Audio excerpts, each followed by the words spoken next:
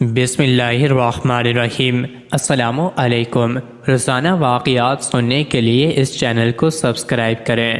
رسول اکرم صلی اللہ علیہ وآلہ وسلم کے وصال کے وقت حضرت ابو طلحہ رضی اللہ عنہ اپنے مکان میں تھے۔ ادھر مسجد نبوی صلی اللہ علیہ وسلم میں صحابہ رضی اللہ عنہما بھی گفتگو ہوئی کہ حضرت صلی اللہ علیہ وآلہ وسلم کی قبر کون تیار کرے۔ مدینہ میں بغلی اور مکہ میں صندوق والی قبریں کھودی جاتی تھیں، جبکہ حضرت صلی اللہ علیہ وسلم بغلی قبر پسند فرماتے تھے۔ مسلمانوں میں دو شخص قبریں کھودتے تھے، مہاجرین میں ابو عبیدہ رضی اللہ عنہ اور انصار میں حضرت ابو طلحہ رضی اللہ عنہ۔ حضرت ابو عبیدہ رضی اللہ عنہ صندوق اور حضرت ابو طلحہ رضی اللہ عنہ لحد والی قبر بناتے تھے۔ دونوں کے پاس آدمی بھیجا گیا اور یہ بات طے پائی کہ جو پہلے پہنچے گا وہ قبر کھودنے کا شرف حاصل کرے گا۔ چونکہ حضرت صلی اللہ علیہ وآلہ وسلم کی مرضی بغلی کی تھی، بہت سے مسلمان دعا کر رہے تھے کہ ابو طلحہ رضی اللہ عنہ پہلے پہنچ جائیں۔ یہ گفتگو ہو ہی رہی تھی کہ حضرت ابو طلحہ رضی اللہ عنہ پہنچ گئے اور حضور اقدس صلی اللہ علیہ وسلم کے لیے بغلی قبر کھودنے کا اعزاز پا لیا، اور یوں رسول اقدس صلی اللہ علیہ وسلم کی منشا بھی پوری ہو گئی۔ رسول اکرم صلی اللہ علیہ وسلم کے وصال کے بعد بہت سے صحابہ رضی اللہ عنہ نے مدینہ کی سکونت ترک کر دی تھی اور شام چلے گئے تھے۔ سیدنا ابو طلحہ رضی اللہ عنہ بھی انہی غمزدوں میں داخل تھے، لیکن جب زیادہ پریشانی پڑتی تو آستانہ نبوت صلی اللہ علیہ وسلم کا رخ کرتے اور مہینوں کا سفر طے کر کے رسول اقدس صلی اللہ علیہ وسلم کی قبر اطہر پر حاضر ہوتے اور قلب و جگر کو سکون پہنچاتے۔ حضرت ابو بکر صدیق رضی اللہ عنہ کا عہدہ خلافت حضرت ابو طلحہ رضی اللہ عنہ نے شام میں گزارا۔ حضرت عمر فاروق رضی اللہ عنہ کے زمانہ خلافت کا بیشتر حصہ بھی وہیں بسر ہوا۔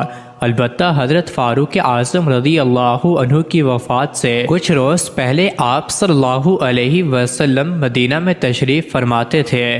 حضرت فاروق اعظم رضی اللہ عنہ کو ان کی ذات پر جو اعتماد اور ان کی منزلت کا جو خیال تھا وہ اس سے ظاہر ہے کہ جب آپ صلی اللہ علیہ وسلم نے 6 آدمیوں کو خلافت کے لیے نامزد فرمایا تو حضرت ابو طلحہ رضی اللہ عنہ کو بلا کر کہا، آپ لوگوں کے سبب سے خدا نے اسلام کو عزت دی۔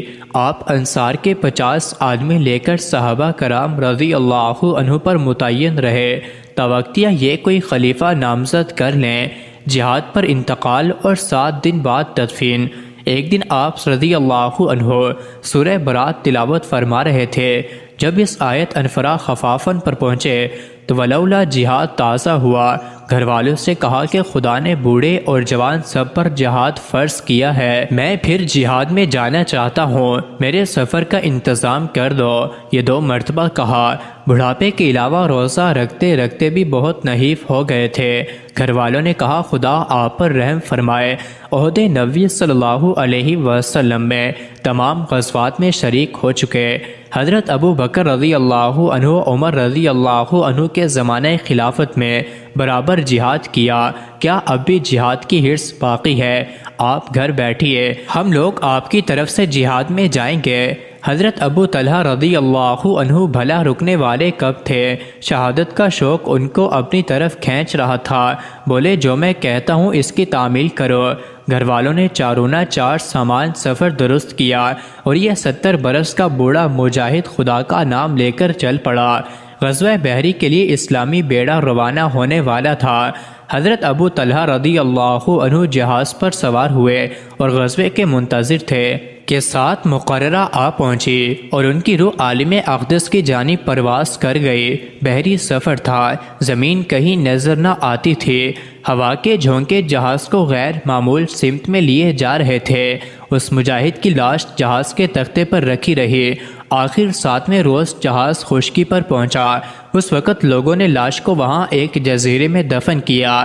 اس وقت تک لاش بائنا صحیح و سالم اور تر و تازہ تھی۔ مزید ایسے ہی ویڈیوز کے لیے چینل کو ضرور سبسکرائب کریں۔